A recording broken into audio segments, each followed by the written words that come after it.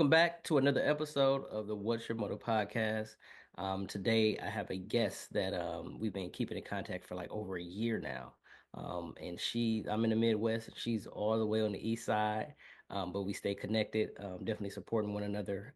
She does a lot of great things. And just to give you a little background about her, she's a serial entrepreneur, an author, an educator, an Amazon influencer. She's very community driven.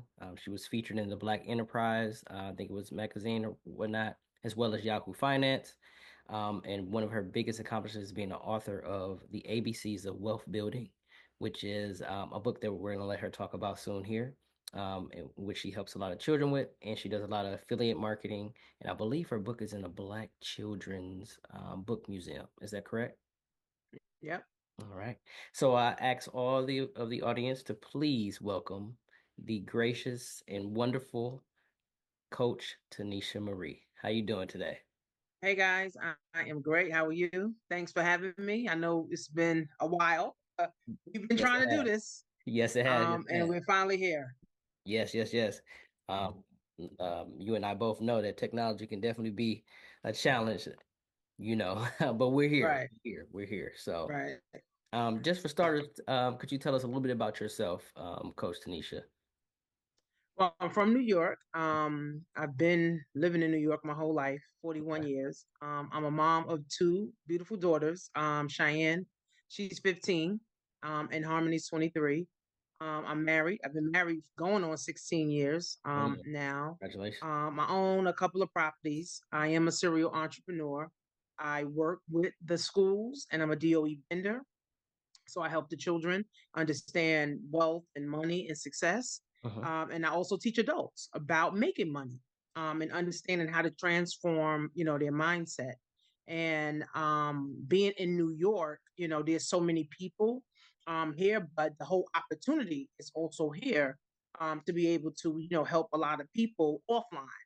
But, online is like a whole world. So I'm able to help even more people Uh-huh. online as well. So I'm an author. I have 5 books on Amazon.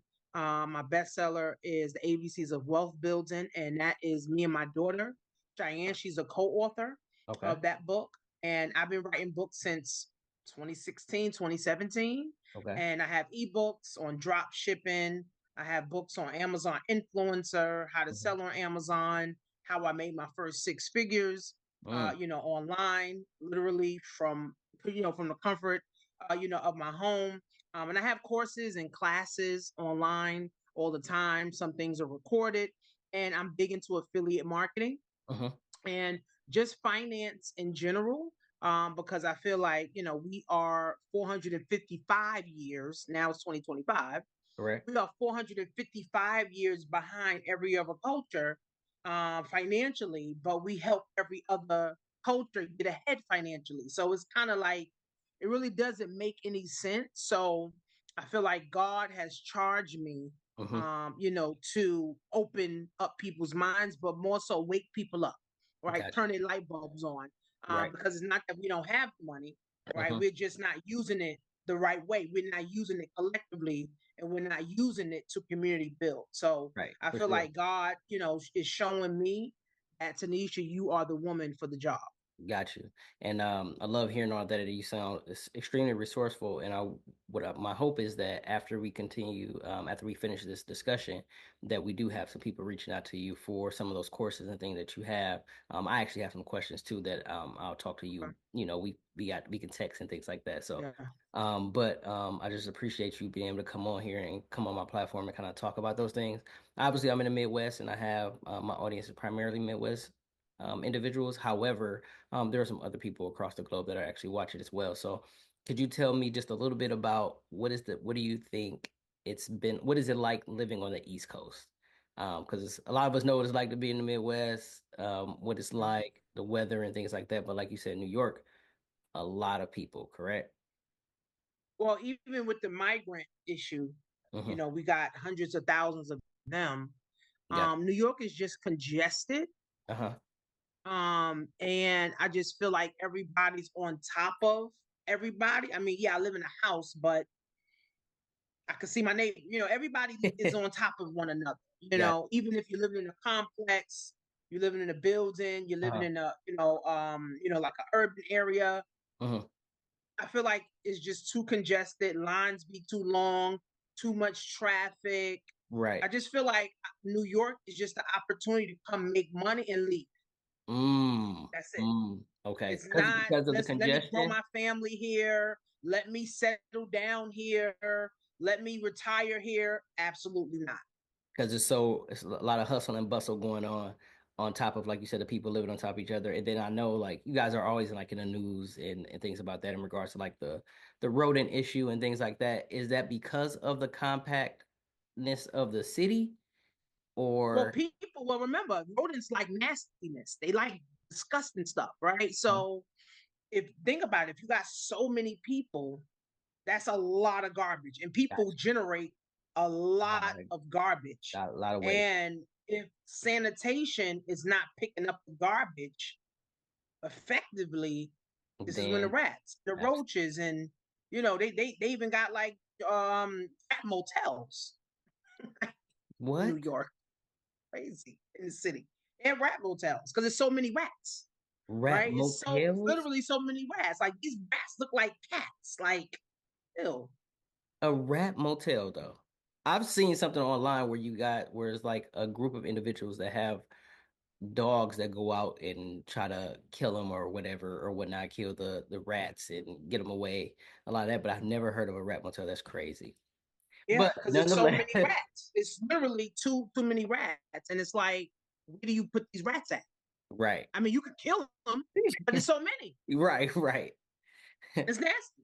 It's right, really nasty. Now, I'm not saying that's the whole New York City, right. but literally like the Manhattan area, Hmm. I would say maybe more of like Brooklyn towards like downtown areas Hmm.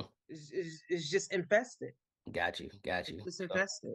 we digress, but so let's jump back into it. When did you decide that you wanted to teach? Um, I feel like teaching is in my bloodline. Hmm. So I was going to end up doing this anyway. But I didn't know that until maybe a couple of years ago. I always wanted to be a math teacher. I actually went to college to be a math teacher in like 2021. What? No, not 2021, 2001, 2002. And I couldn't pass the math test. Okay. So I was good in math. I was getting like B's and A's in math. Uh-huh. But I couldn't pass the test to be a teacher. Okay. Now, it really didn't have nothing to do with math. It's just that it was the state exam to be a teacher. Do you guys I call it the couldn't pass praxis it. test? Is it the praxis test? I forgot what the name of it is, but Okay. whatever it is to be certified as a teacher in New Yeah, I think York, we have that here. and The it was praxis. New York State, so it Gotcha. wasn't New York City. It was a New York State exam. Okay. Yep. I took it about 4 times. I want to say about 5 times, and I failed it every single time. And the last couple of times, I failed it by 1 point. Mm. So in my head, I was like, I can't be stupid. Ain't no way I done took this test this many times and failed it. Right. Come to find out, a couple years later, come to find out that the test was biased. It was biased against brown and black people. Mm-hmm. A whole bunch of teachers sued the Board of Education. They won 50,000, 100,000. I've heard people winning $200,000 in this lawsuit. So they changed it. So now, but the thing now is, you don't even need to be certified to be a teacher. And that's crazy They taking because them right from college and they putting them right in the classroom. right, and that's crazy because even here in Milwaukee and Wisconsin, a lot of teachers do fail the praxis test, and the praxis test is basically based on like math, social studies, and like writing and literacy, reading and writing, and things like that. And then we also have a foundations of reading test, also known as the FORT. A lot of teachers fail that, and that kind of like impedes on them actually being able to get into the educational space in terms of teaching. But there are some different avenues now, like you said, where they are allowing people with bachelor's degrees to come in and Right, teach. I think that they still have to complete be enrolled in a teacher program though, so right. that's crazy. Yeah. So Mhm. began so but nonetheless you went through that and then you still end up getting into the school, so like what was that process like? So, like I said, teaching is in my bloodline. My uncle's a pastor. My aunt's a teacher. Hmm. My other aunt's a mortgage broker, and some of my aunts, my great aunts and stuff, they were teachers and they were professors. So, Hmm. like, this is literally my bloodline. Got you. So, I feel like when your life has a purpose, you can't like run from it. So I ended up becoming a DOE vendor, right? So I couldn't get in the traditional way to teach the children, Hmm. but I got in through a different door, which is the DOE vendor. So basically, I can now pitch my services, which is my book, my curriculum, to the principal or to the school or just the system as a whole, and tell them what I offer, and if they Hmm. like it, they would contract me or subcontract me to now come and do my program in the schools. You know And what's for the beautiful last about two that? years, You know what's beautiful huh? about that? You took an alternate route. You didn't allow that test to derail you. And for the listeners, can you explain what a DOE vendor is? Okay, so it was a Department of Education. Thank you. So in order to actually subcontract or be contracted with the DOE, which is the Department of Education, you have to have like a license, Yep. so to speak. It's like a license to get paid and then actually work so they can track, who you Yep. are and stuff like Absolutely. that. But once you get it one time, it's a lifetime thing, Yep. unless you get like banned or something. But once you get it, it's a one-time application. You never got to worry about it again. Got you. Yeah. Okay. So now I'm doing that. Hmm. And what's a beautiful thing about that is that now I didn't do the traditional way, meaning I would have had to listen to what they told me to teach the kids, how to teach the kids. Now that I'm a subcontract and a contractor, I literally can go teach the kids exactly what I want to teach them. And the real stuff, right, is money. Kids want to know about wealth. They want to know about business. They want to start businesses. They want to know how Hmm. to invest. They want to know this stuff. So Right. although I wanted to be a math teacher, I never became a traditional math teacher, but I became a universal math teacher. Which is beautiful, which is wonderful. And why is financial literacy just so important, not only for the adults, but more importantly for the children? Like, why financial literacy? Well, if you think about it, all the baby boomers, 55 plus, they can't retire because they don't have no money. This is true. And that boils down to the financial literacy. They don't know how to invest on their own, Hmm. right? They never knew how to start a business. They don't have emergency funds. They don't have life insurance, right? They didn't know Right. how to put money aside in stock. They didn't know how to put money to savings. They didn't know how to buy Bitcoin. They didn't know how to buy gold and silver, things that was going to make their money work. They didn't understand real estate, so they never bought a house so they can build equity. So the basic stuff that we should have learned. I feel like if we would have learned it early, we would have more Black millionaires today, right? But the reason that financial literacy is not taught because money is power. Literacy is power. Mhm. So if you don't teach the people this, then you keep people suppressed and oppressed and dependent on you. Hence why we have so much government welfare out there. We got the Section 8, we got the government cheese, we got the food stamps, we got the Medicaid, we got this. And you get trapped and you get stuck on the system where Mhm. now you're not even thinking about financial literacy. Because I feel like as Black people, we don't even think we need financial literacy because, oh, the government got me, oh, I got my job and I'm good. But we need financial literacy more than ever now, That right? depends. I'm running a money challenge, running something called a money challenge right now. Hmm. And I'm telling them, like, listen, in the next 4 years, whether you like Donald Trump or not, the stock market is gonna go up. So Hmm. you can watch the money go up, or you can get in position so you can make some of that money. Got you. And just going back to that part where you said like a lot of people of color specifically end up becoming super dependent on the governmental programs, right? And the governmental aid. Do you feel Mhm. as if a lot of the individuals that rely on it become so complacent with just being in that and continue to trudge along in their lives and don't aspire to do anything else because it's like they become comfortable? Or do you think it's strictly ignorance from just like not knowing how to be financially literate? Well, it's oppression. Okay. It's more so oppression because if you feel like, all right, well, this government is taking care of me, I don't need to do nothing else Hmm. because really all you need in life is food, a house, right? Somewhere to live, the basic stuff, right? If your house, you got your health insurance, you got your food, your kids going to school, and you got a couple of dollars in your pocket, Hmm. you think you're doing fine. So there's no incentive. Let me go get a job. Let me go to school for what? So I could just have debt. So I could just make more money. So what? So my rent could go up. So it's really the oppressed mind. Okay. It's really the oppressed state of mind. And unfortunately, it's poverty, right? And poverty is passed down through generations, just like wealth is passed down through generation. And if Absolutely. somebody doesn't break that poverty mindset or that oppressive mindset, now we got a bunch of dummies growing up in the world. Now we got a bunch of people who are scared to death to do anything, right? See, God made us great. God gave us all the tools that we need to be great. But as you grow up and you're suppressed, you don't even think greatness is a thing anymore. You don't even think greatness is an idea for you anymore. You don't think you can achieve that.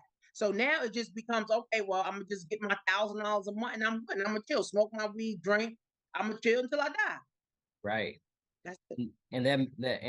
And that makes the work that you're doing just that much important because you're getting to those kids at a young age where those minds can still be molded and shaped, right? Versus a lot of adults now kind of stubborn in their ways, a lot of resistance there, right? Not saying that we can't change their minds, but it's a lot more difficult.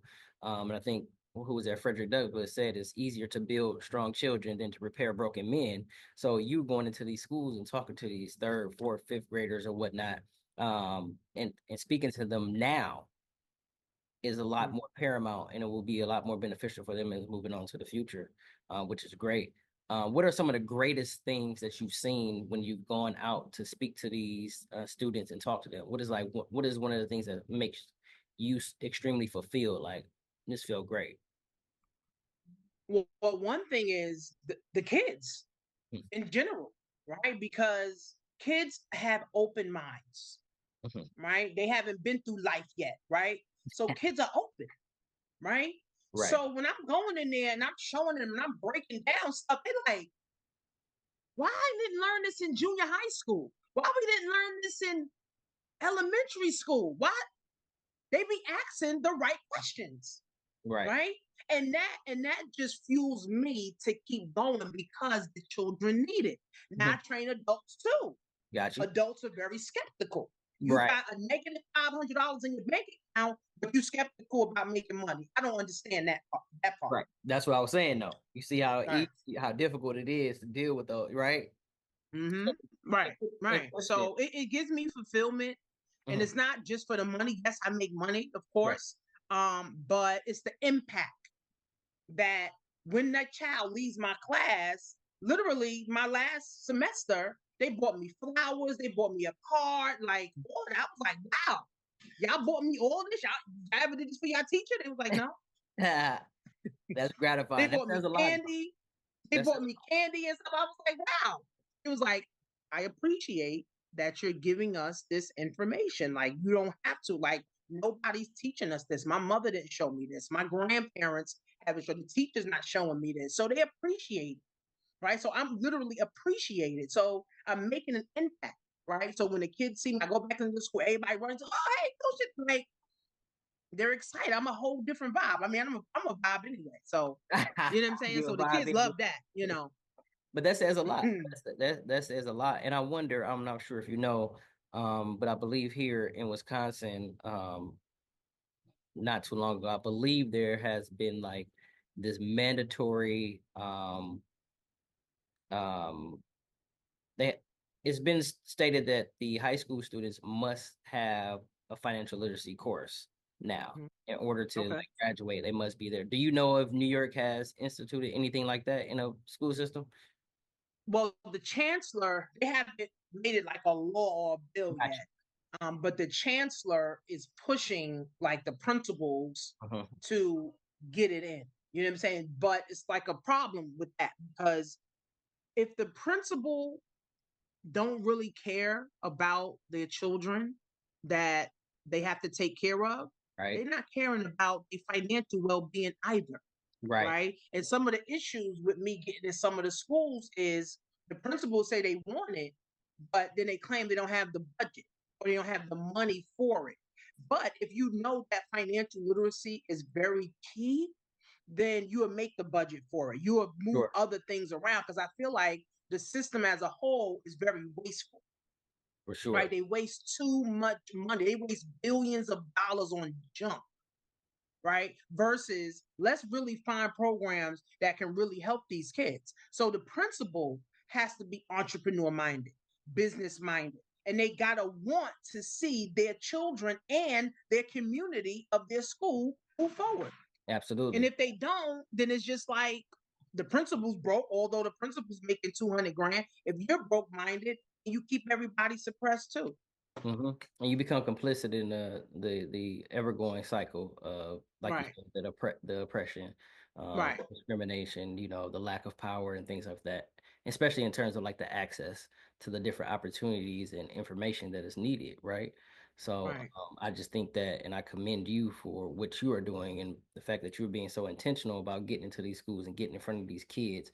And I'm sure, like you said, I'm a vibe. So I'm sure that they feed off of your energy and they recognize Mm-hmm. the authenticity, the realness of that comes from your voice. I can hear it just ooze out of your intonation and your voice and things like that. So that's just wonderful. So as we move Yeah. forward, and as you've been doing this for a while, what are your plans like moving forward? Are you gonna create something bigger, like do like more so of like a summit or a symposium, some kind of conference or anything like that? Or have you thought about those type? Well, I already have. Last year, I did two summits. Okay. Um, and this year, I'm actually applying for some grants. Okay. So I want to do a girls summit.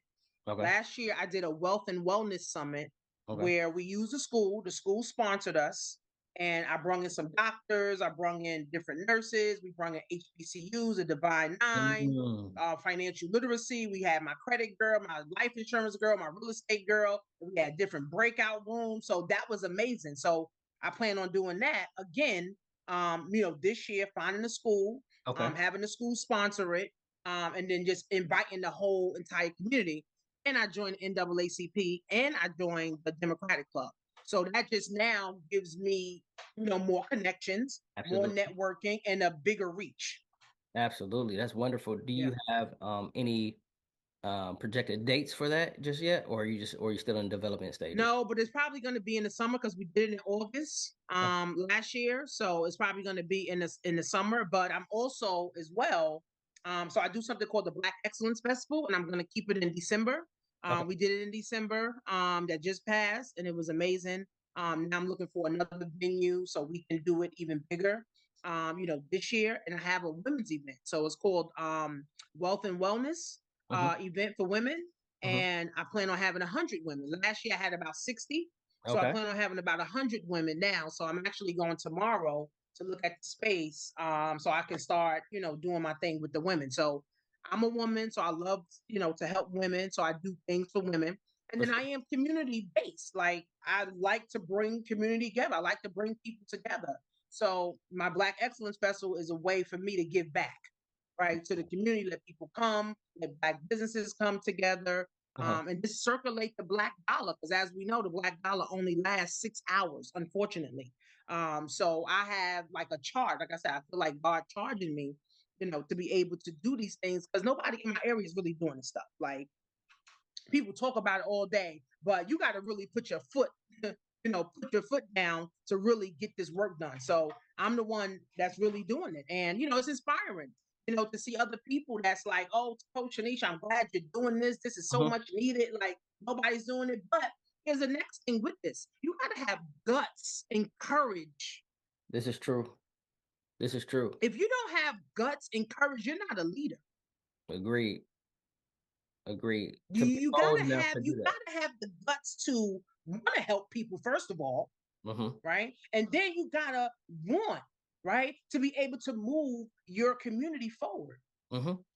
Some people just do it for the money. I feel like I'm blessed.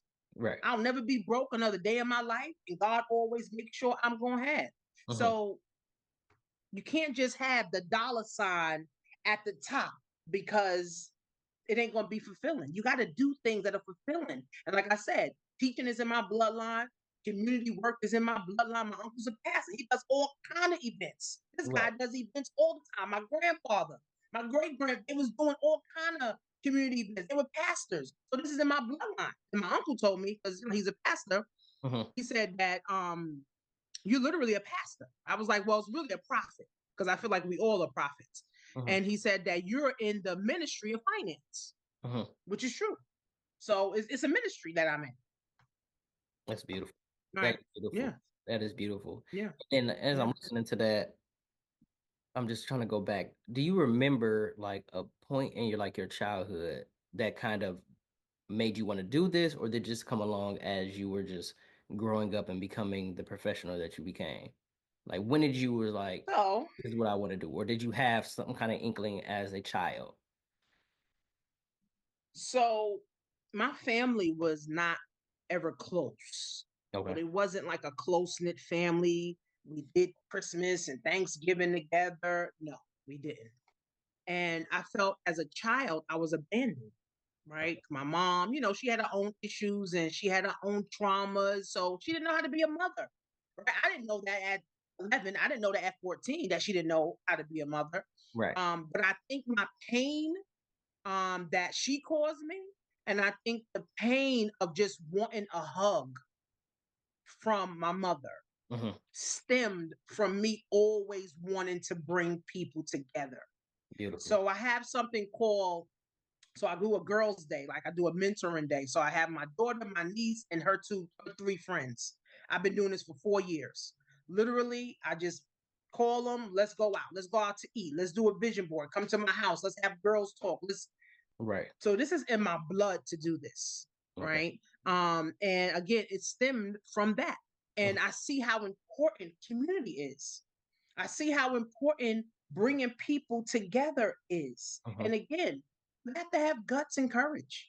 If you don't have the guts and courage to go out and win or to make an impact, you're just going to be a regular person and you're going to die with no purpose. Right. I just love the fact that you were able to be introspective in regards to that. You're growing up, right? And and like you said, your mom was dealing with her own traumas, and you guys did Mm-hmm. things together in terms of family. And instead Right. of you taking that trauma on and being negative about it or carrying it on, you decided to create some kind of change. And it's great to see Right. that not only have you done it amongst your family, and your like you said, your women's group with your daughter and her friends and things like that, and being able to do that and have those intimate conversations or intimate times, the girl talk, just that time is super, super essential. It's worth more than any money. But then you even took it a step further and you began to pour back into your community in a variety of ways. Because I know you were in social work for a while. I think you told me before, Yeah. and then now you're into these schools dealing with the children, whether it be high school or whatnot. They're still kids in which you're able to try to bring them together amongst something that they actually truly, truly need. And Right. I commend you for that. And that's super, super inspiring. And as Right. we get ready to wrap up and things like that, I have one last question for you that I typically ask all of my guests. What's your motive? You've kind of spoken to it a lot, but what's your motive? What's your motivation? What's your reason for doing all of this? Well, my motive and what motivates me to do this is that I know that we are 455 years behind every other culture. It's insane, right? It's crazy. And we don't have to be, right? So, again, I feel like everything I've been through in my life has prepared me for who I am now. And I feel like I'm just getting started. I'm only 41. Hmm. Right? So I feel like I'm really just getting started. I haven't really even tapped the surface. Yes, I've impacted thousands of people, but that's just a little bit of people compared to 8 point something billion people that we got, in the world. Now I'm not saying I can help everybody, Right. right? But at the same time, too, I am the one. that's going to keep this going. My legacy. That's why my book is so important, right? Because long after I'm gone, my book can be here, right? I literally write all of my goals and I write down everything. Like all time when I'm doing events and stuff, I write down a blueprint for that. So Mhm. my children or somebody else can pick it up and say, I'm gonna keep the Black Excellence Festival going. I'm gonna keep the Wealth and Wellness Got you. Women event going. I'm gonna keep them. I'm gonna keep this going. Right? Got you. Again, somebody got to create the blueprint. Nobody created the blueprint for me. This is Right. true. So somebody has to do it. And again, I always tell my people this: God is looking for leaders. And he's not looking for scared leaders. He's not looking for complaining leaders. He's looking for bold leaders. So I feel like I'm one of the leaders. I feel like God chose me, Mhm. right? To be able to do it. And guess what? The leaders is this many leaders in the world. Not because you a manager, you're a leader. Not because you're a principal, you're a leader. Not Right. because you're the president, you're a leader. It's only this amount of leaders in the world, Right. right? And we got to show up and we got to show out because we are literally the ones who is leading. I feel like I told my group the other day, I said, we are the new ancestors. Mhm. We are the new ancestors, right? So we got to act accordingly. We can't be timid. We can't be scared. We got to make things happen. And we have everything at our fingertips right now. We got the phones. We have so much information. We shouldn't be behind, but we are, right? So that goes to show that we're not even really focused, right? We're not even really focused on the right thing. We're focused on the wrong thing. Right. And So my goal is to make an impact. When I die, my name will ring bells. absolutely. Your legacy would definitely be felt through, like you said, your book. And I think one of the most important things you just said was just because you're a manager, just because you're a supervisor or principal, because Right, or whatever title you had, that doesn't make you a leader. right, There are other people out here that are doing things that don't even need a title. A leader is somebody that's a doer and right, places other people in a position to be successful and does not gatekeep. You're not gatekeeping right, information. You're giving information. I think we all need to be doing that. So, man, right. thank you I'm so not even hung up on titles. Like I don't right. even like care. Y'all can call me whatever y'all want to call me. Like Right. And yeah, that speaks to your humbleness. You're bold, but you're also humble. I've always appreciate that of you. Like whether it be in conversation, us going on live together, or me watching you mm-hmm. on social media and things like that. So, I appreciate that. And before we leave here, I want to make sure that people know where to find you. Where can they find you? So I'm on social media, but I also want everybody to get my book, Hmm. which is the ABCs of Wealth Building. I actually have it in Spanish, so I'm excited about that too. Okay, didn't know I that. realized that 47% of the school system is Spanish. So I have it in Spanish and I have it in English. You can Okay. find the book on Amazon. You can just type my name in, or you can go to the ABCs of wealthbuilding.com if you want a signed copy from me and my daughter. And you can find me at Coach Tanisha Marie on TikTok, Instagram, YouTube, Facebook, Threads, literally everywhere. Everywhere. I also do classes. I'm going to do a financial literacy class probably around February. Hmm. It's just going to be like a couple of hours, and we're just going to be talking about financial literacy. So you definitely want to get yourself, into that. And I teach people, how to make money also too on Amazon. So if you are an adult, 18 and over, and you Hmm. want to learn how to make money on Amazon, I actually have a book. It's on Amazon too. Hmm. On how to make money or how to be an Amazon influencer, so you can make an extra $500 to $1,000 a month. Got you. That's that's great. That is super, super great. Yes. You're super, super resourceful. Obviously I'll be in talks with you via text since we Mm-hmm. connect more on a personal level. But again, I just want to Yeah. say thank you for stopping by. Thank you for actually coming by again because we tried this before. Always being able Right. to adapt and improvise on the fly, given technology and things like that, since we're so far away. Right. But again, thank you so much for coming on. Okay. Okay. Thank you. Thank you for having me. No problem. And until next time, what's your motive?